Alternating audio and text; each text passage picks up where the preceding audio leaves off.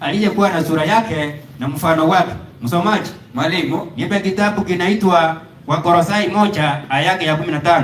Ndio ni nani huyu Mungu aliongea naye alikuwa na sura na mfano wake? Soma. Nasema hivi, naye ni mfano wa Mungu asiyeonekana. Naye ni mfano wa Mungu asiyeonekana, mzaliwa wa kwanza wa viumbe vyote. Kumbe yule ambaye Mungu alisema naye ni mwanawe ambaye ni Kristo. Huyu ndiye Biblia inatuambia naye ni mfano wa Mungu asiyeonekana, mzaliwa wa kwanza wa viumbe vyote. Kwa hivyo Mungu yule ambaye alisema naye tumuumbe mtu kwa sura yetu na kwa mfano wetu, tumepata mmoja ambaye ako na sura ya Mungu, naye huyo tunaambiwa na maandiko kuwa ni Kristo. Ni Kristo. Kwa hivyo Mungu anaposema katika Mwanzo 1:26 tumufanye mtu kwa mfano wetu na kwa sura yetu, tumepata mmoja ambaye aliye na mfano wa Mungu kuwa ni Kristo.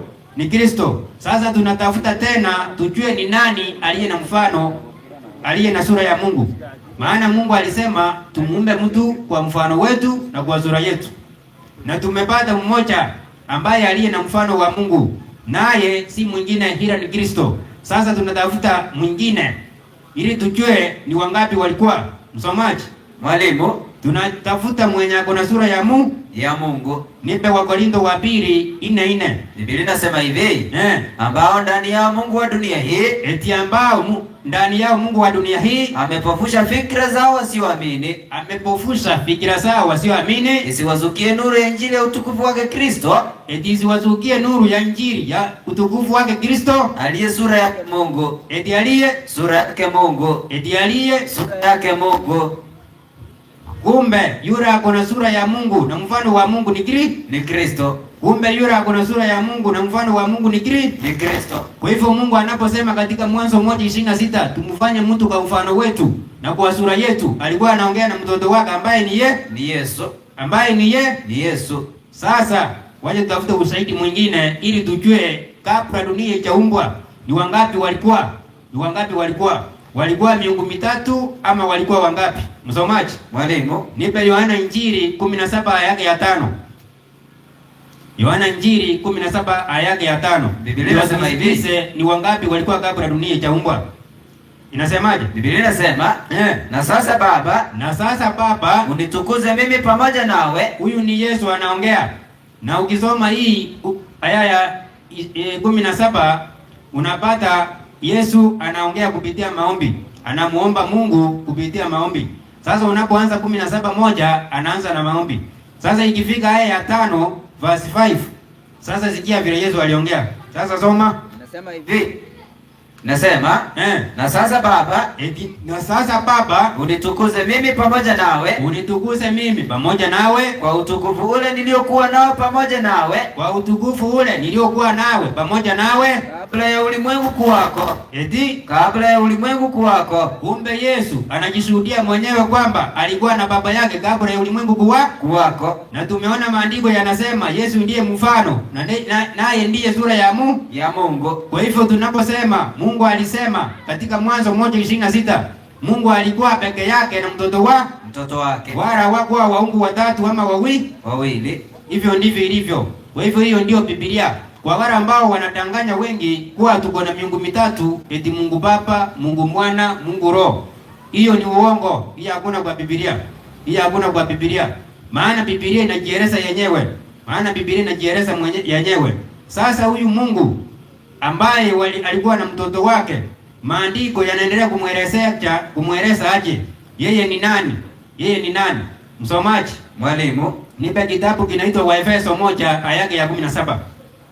Maandiko yanaendelea kutuelezea huyu Mungu ambaye walikuwa na mwanae, na tumeona mwana wake ndiye alikuwa na sura yake na mfano wake, na Mungu aliongea na mwana wake kuhusu uumbaji wa mwanadamu.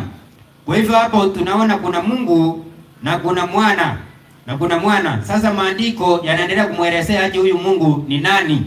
Soma hiyo Waefeso 1 aya yake ya 17. Biblia inasema hivi. Biblia inasemaje? Mungu wa Bwana wetu Yesu Kristo. Eti Mungu wa Bwana wetu Yesu Kristo. Mungu wa Bwana wetu Yesu Kristo. Ehe. Baba wa utukufu. Eti Mungu wa Bwana wetu Yesu Kristo ni baba wa utukufu. Baba wa utukufu. Baba wa utukufu. Baba wa utukufu. Kwa hivyo huyu ndiye Mungu. Mungu ambaye ni baba yake Kristo. Huyu ndiye Mungu wa kweli wa Biblia. Na huyu ndiye watu wanafaa kumwelewa na wamwabudu yeye, ili wasije wakaabudu miungu. Ndio maana unaona Mungu katika sheria yake ya kwanza anaandika kwa kidole chake katika mawe, na alipompea Musa aliandika akisema, msiwe na miungu mingine ila mimi.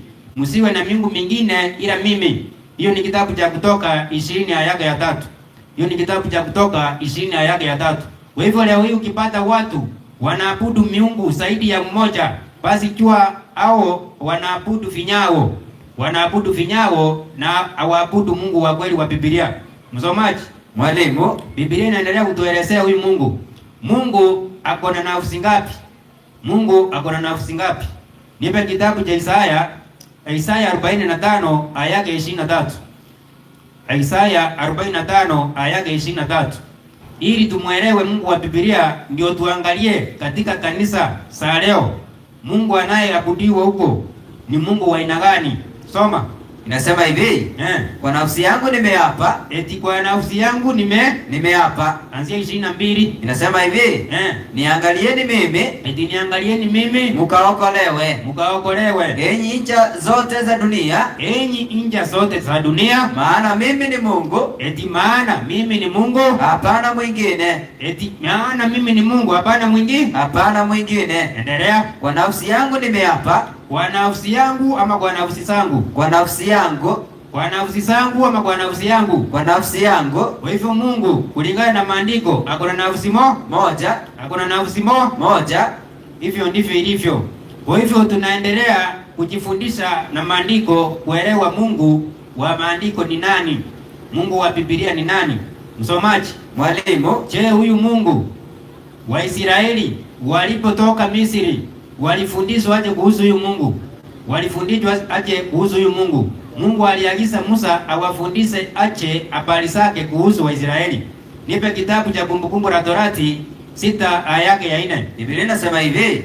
Sikiza Israeli. Eti sikiza Israeli. Sikiza Israeli. Bwana Mungu wetu. Eti Bwana Mungu wetu. Bwana ndiye mmoja. Kumbe Waisraeli walifundishwa kwamba Mungu wetu ni Bwana ndiye mmoja. Musa aliagizwa na Mungu awafundishe Waisraeli kwamba Bwana Mungu wetu ndiye mmoja. Kwa hivyo Biblia inaendelea kutueleza kwamba Mungu ni mmoja, wala si watatu ama wawili. Na Yesu alipokuja, yeye ambaye alikuja kumfunua huyu Mungu kwetu na alitoka mbinguni, yeye alifundisha aje kuhusu huyu Mungu? Alisema ni Mungu mwenzake ama alisema ni Mungu wake naye ni Mungu wetu? Msomaji, mwalimu, nipe kitabu kinaitwa Marko. Nipe Marko 12 aya yake ya 28. Marko 12 aya yake 28. Biblia inasema hivi. Kwa hivyo Biblia inajifunua na inaendelea kutuonyesha Mungu wa Biblia ama mwenye aliumba kila kitu ni nani. Biblia inasema aje katika hicho kitabu? Inasema hivi. Na mmoja wapo wa waandishi akafika. Mmoja wapo wa waandishi akafika, akawasikia wakisemezana naye. Akasikia wakisemezana naye. Akatambua ya kuwa amewajibu fema. Akamuuliza. Eti akamuuliza, katika amri zote ni ipi iliyo ya kwanza? Katika amri zote ni ipi iliyo ya kwanza? Yesu akajibu aje? Ya kwanza ndiyo hii. Sikia Israeli.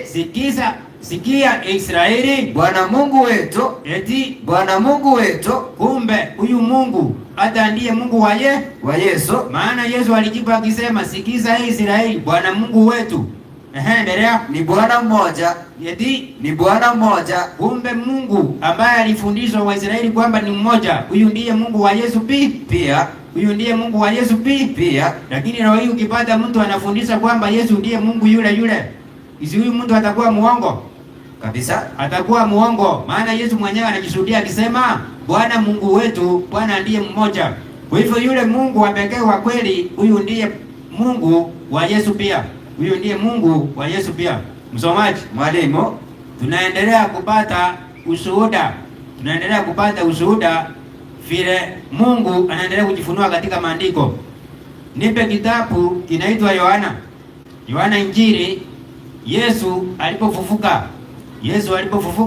kabla hajaenda mbinguni alisema nini kuhusu Mungu wa kweli wa pekee wa Biblia?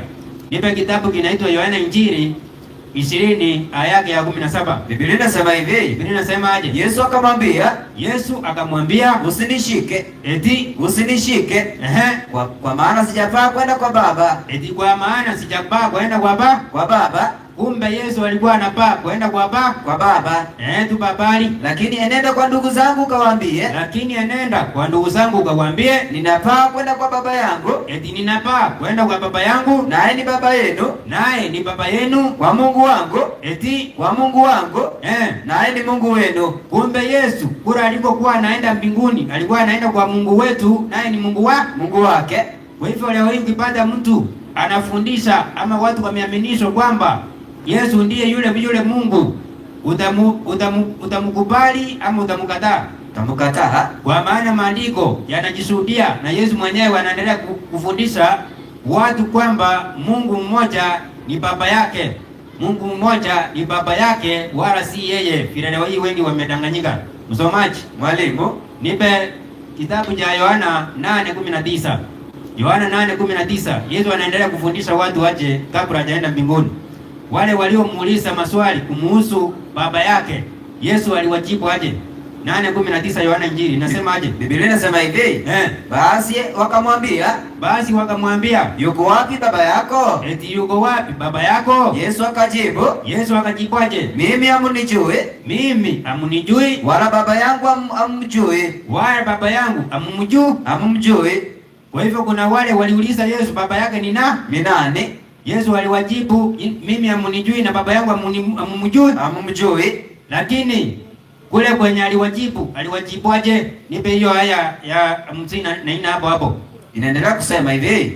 Mstari wake wa 54 inasema, Yesu akajibu, nikijitukuza mwenyewe, utukufu wangu si kitu. Anitukuzaye ni baba yangu, ambaye ninyi mwanena kuwa ni Mungu wenu. Ambaye mwanena kwamba ni Mungu wenu. Kumbe Mungu wa Yesu ndiye Mungu ni Mungu wetu. Huyu ndiye Mungu wa kweli. Kwa hivyo Biblia inajieleza kupitia maandiko vile Mungu wa kweli anajulikana. Kwa hivyo ukiona leo ama ukipata watu leo wanasema Mungu mmoja ni Baba, Mwana na Roho, au ni waongo. Maana katika maandiko yanaendelea kujifunua kwamba Mungu mmoja ni Baba, naye ni Mungu wa Yesu, naye ndiye Mungu wetu. Msomaji, mwalimu, nipe kitabu cha Malaki 2 aya yake ya 10. Malaki 2 aya yake ya 10. Kwa hivyo ningependa Biblia kwanza itufundishe Mungu ni nani, ndio tuingie katika makanisa ya leo tuangalie wao leo hii wanaabudu Mungu huyo ama wamejifanyia Mungu wao, kama vile Waisraeli walipojifanyia kipindi kile Musa alienda kuchukua sheria kutoka kwa mlima. Soma. Biblia inasema hivi. Sisi sote hatuna baba mmoja?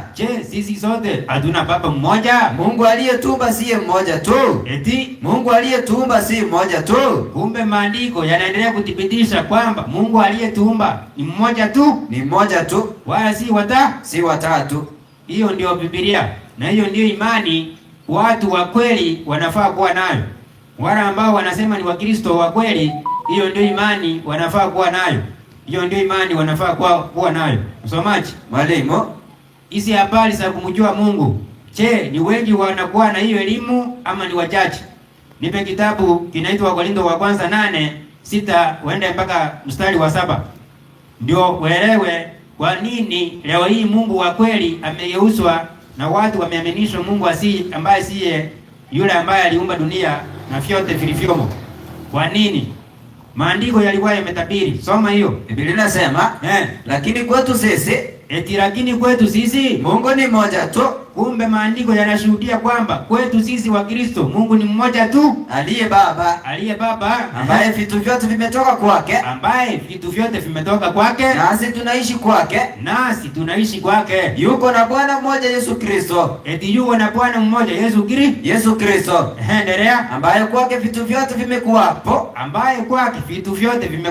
na sisi kwa yeye huyo, bali ujuzi huu haumo ndani ya watu wote. Kumbe ujuzi huu wa kujua kuna Mungu wa pekee wa kweli haumo ndani ya watu wote. Ndio maana leo hii watu wameuziwa Mungu, kwa maana ujuzi huo haumo ndani ya watu wote. Msomaji, mwalimu, nipe kitabu cha Waefeso 6 aya yake, nipe Waefeso 4:6. Waefeso 4:6. Biblia inafundisha huyu Mungu wa kweli ni nani? Soma. Inasema, mwili mmoja. Nimekuambia unisomee 4:6. Biblia inasema, Mungu mmoja, naye ni Baba wa wote. Eti Mungu mmoja naye ni Baba wa wote. Mungu mmoja naye ni Baba wa wote. Aliye juu ya yote, na katika yote, na ndani ya yote. Kumbe Mungu wa kweli ndiye aliye juu ya kila kitu. Ndiye aliye juu ya kila kitu, wala si wawili ama watatu. Hiyo ndio Biblia. Kwa hivyo tukiangalia leo hii tupate watu wanaabudu Mungu ambaye si wa Biblia, ambaye ni zaidi ya mmoja, tutajua hao ni waongo na kanisa lao si la Mungu tena, ama alijulikani na Mungu. Si ndivyo msomaji? Kabisa. Maana Biblia ndio kweli, na ikisema imesema. Biblia ndio kweli, na ukweli ukiongeza ukweli mwingine haikuangi kweli mbili, inakuanga moja. Kwa hivyo maandiko yakiendelea kutushuhudia kwamba Mungu aliyetuumba ni mmoja tu, hivyo ndivyo ilivyo. Msomaji, mwalimu, nipe kitabu kinaitwa Waebrania 6 aya ya 13. Waebrania 6 aya ya 13. Je, Mungu alipomulithia ama alipompa Ibrahimu ahadi, alimpa ahadi akisemaje? Aliapa kwa wengine zaidi ya yeye ama aliapa kwa nafsi yake? Soma. Maandiko matakatifu yanasema hivi. Yanasemaje? Kwa maana Mungu alipompa Ibrahimu ahadi, kwa sababu alikuwa hana mkubwa kuliko yeye mwenyewe. Eti kwa sababu alikuwa hana mkubwa kuliko yeye mwenyewe wa kumwapa, aliapa kwa nafsi yake. Eti aliapa kwa nafsi yake. Kumbe Mungu ako na nafsi moja. Hayo ndio maandiko, na hiyo ndio Biblia inafundisha Mungu wa kweli. Sasa kwa nini leo hii watu wamegeuziwa Mungu? Kwa nini leo hii makanisa mengi yanaabudu Mungu ambaye siye? Ni kwa sababu waliacha kusoma Biblia na kuenda kulingana na nyakati vile Biblia inafunua unabii wa wakati wao. Kwa hivyo leo hii watu wamenyang'anywa Mungu wa kweli na wamebandikiwa Mungu wa bandia. Huyu ndiye wanaaminishwa katika makanisa, na hapo ndio tunaingia. Lakini kabla tuingie hapo, lazima kwanza tuonyeshe ni kwa nini, ni akina nani walikuja wakadanganya hao watu. Msomaji, mwalimu, nipe kitabu kinaitwa Yuda 1 aya ya 3 uende mpaka aya ya 4, ndio tuelewe kwa nini Mungu wa kweli leo hii katika makanisa mengi hayuko. Soma. Biblia inasema hivi, wapenzi, nilipokuwa nikifanya bidii sana kuandikia habari ya wokovu ambao ni wetu sisi sote, naliona imenilazimu kuandikia ili niwaonye kwamba muishindanie imani. Kumbe imani inafaa kushindaniwa. Endelea. Waliokabidhiwa watakatifu mara moja tu. Kwa maana kuna watu waliojiingiza kwa siri. Kumbe maandiko yanashuhudia kwamba kuna watu waliojiingiza kwa siri. watu walioandikiwa tangu zamani hukumu hii. Kwa hivyo kila ambacho kinafanya imani ishindaniwe ni kwa sababu kuna watu walijiingiza kwa siri, kuna watu walijiingiza kwa siri. Kwa hivyo hiyo ndio inabidi wale ambao ni wa kweli washindane na hao ambao wameingia kwa siri ili kubadilisha imani yao. Endelea. Watu walioandikiwa tangu zamani hukumu hii. Watu walioandikiwa tangu zamani hukumu hii. Makafiri wabadilio neema ya Mungu wetu kuwa ufisadi. Wanaobadili neema ya Mungu wetu kuwa ufisadi. Endelea. Nao mkana yeye aliye peke yake Mola. Wanamkana yeye aliye peke yake Mola. Wanamkana yeye aliye peke yake Mola.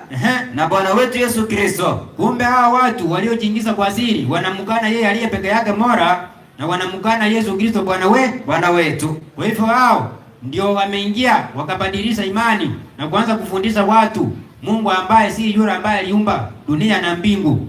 Hao ndio waliingia katika makanisa kwa siri, wakageuza imani ya watu kuamini Mungu wa kweli wa pekee, ujura ambaye Biblia imefundisha kuwa ni mmoja, na wakaweka miungu mingine ambao Biblia itambui. Sasa kile tutafanya, kwa sababu Biblia inatuelekeza vile tunafaa kuenenda kulingana na mambo ya Mungu, lazima tuulize Biblia kama tunafaa kuangalia imani yetu ama tunafaa kuangalia na imani za wengine.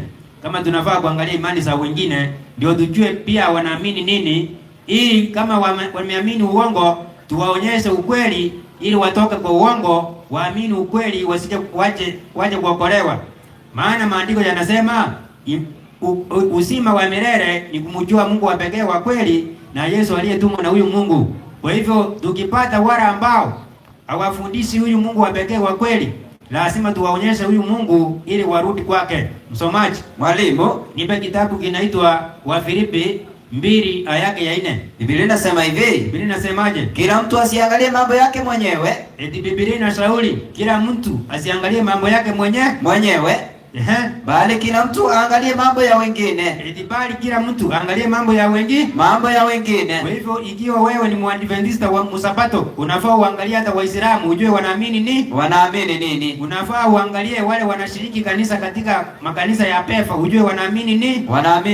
Unafaa uangalie pia Wakatoliki wanaamini nini. Maana Biblia imetushauri kila mtu asiangalie mambo yake mwenyewe, bali angalie na mambo ya wengine. Kwa maana sisi ni Wakristo, Waadventista wa Sabato, tena wana matengenezo. Sasa lazima tuangalie, wengine nao wanaamini aje kuhusu huyu Mungu pekee, huyu Mungu wa kweli wa pekee wa maandiko. Si ndivyo msomaji? Kabisa.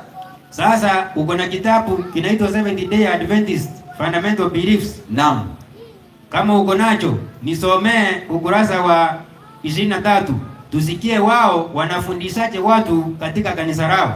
Tusikie wao wanafundishaje watu kuhusu Mungu katika kanisa lao. Ndio tufananishe na Mungu mwenye Biblia inafundisha.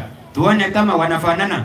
Kama wafanani, kwa hivyo tujue hao wameshadanganywa na wale waliingia kwa siri. Kulingana na Yuda ile tumesoma 1 aya 4. Imetuambia kwamba kuna watu waliingia kwa siri kwa Wakristo. Kwa hivyo hao watu waliingia kwa siri, wanabadili neema ya Mungu wetu kwa ufisadi na Bwana wetu Yesu Kristo.